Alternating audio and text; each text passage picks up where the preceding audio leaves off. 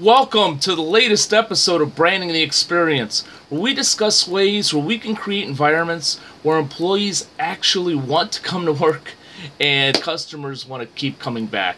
Hi, I'm Ken Bader, your host for Branding the Experience, also the author of the book, The Formula for Business Success Equals B plus C plus S, a discussion on brand, culture, and strategy alignment.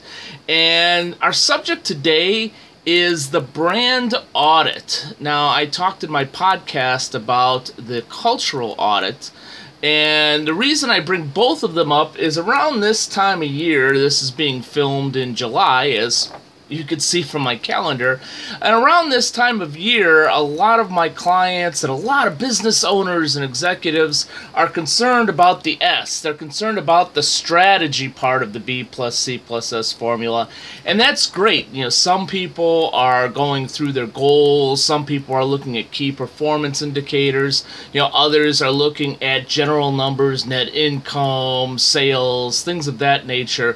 But whatever the numbers are that you're looking at, and granted, it is extremely important as any business owner to keep track of your numbers and know your numbers and understand how your business is doing. But as I always encourage my clients to do, also be concerned about what's driving the numbers. And obviously culture does that, but also brand does that. When we build a truly engaging and integrated brand, I feel that great things happen in terms of attracting new customers and, most importantly, the right customers to you.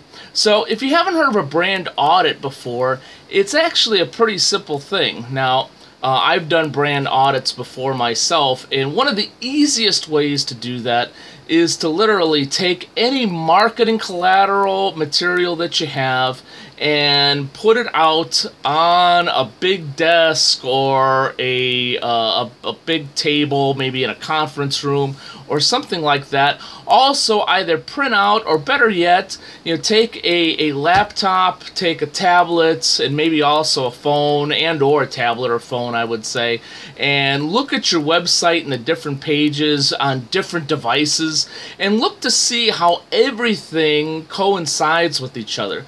First, from a very surface level visual standpoint, in looking at, say, a brochure, your website, maybe a landing page, a direct mail piece, an email marketing piece that you have, looking at all those things, do they truly look cohesive?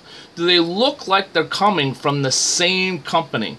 Because if they don't, if they feel a little bit different, or there seems to be a disconnect, then we need to take a hard look at our visual brand and the tactics we may be using to market that brand. But also go a little bit deeper and look at the copy, look at the words, look at the verbiage, look at the taglines you're using. Sometimes, I've seen companies, big companies, smart companies, run by really intelligent people, use multiple taglines for no apparent reason. I can't personally see more than maybe, two, maybe if you really stretch it, 3 taglines. I would prefer one tagline that really acts as a brand principle. Maybe a second one for something special like a 10-year anniversary of your company is a good example, or maybe for a special program that you're doing for charity for a short time. Maybe that program may have its own tagline, but your company should really only have one tagline, with a few possible exceptions. So, and I've seen organizations use multiple verbiage. Now, you can certainly use multiple calls to action. That's different, in order to try and drive more of the right business to your business. But multiple taglines is a whole different story. So look to see if the message that you're sending out as you read all of this material in front of you, because we're visual people and we're readers, and sometimes we do all these one-offs in trying to promote our company and also trying to promote different products and services, and we don't realize it at the time that there may be a little bit of a disconnect there, and that we're creating some brand confusion for our customers, members, or clients out there. And I find when you have everything laid out visually, some of those really blatant things that say, you know, we missed the boat on this one. Yeah, it seemed like a good idea at the time, and maybe in and of itself, that particular campaign or email marketing message or direct mail piece made a lot of sense and does look good, but you know, it just doesn't fit with the overall puzzle. That's an easy brand audit. I would even suggest having some of your staff come in and help you do it if you're going to do it. If it's going to be a DIY, do it yourself. You know, have some other people look at it, especially if they're not in the marketing department. You know, if they're in the front lines, or maybe they're in IT or accounting. You know, get some different perspectives out there and say, all right, you know, what do you see? You know, does this all make sense to you? Does it all flow? And if not, you know, tell me why. You may get some valuable feedback there. Obviously, you could also do an extensive brand audit.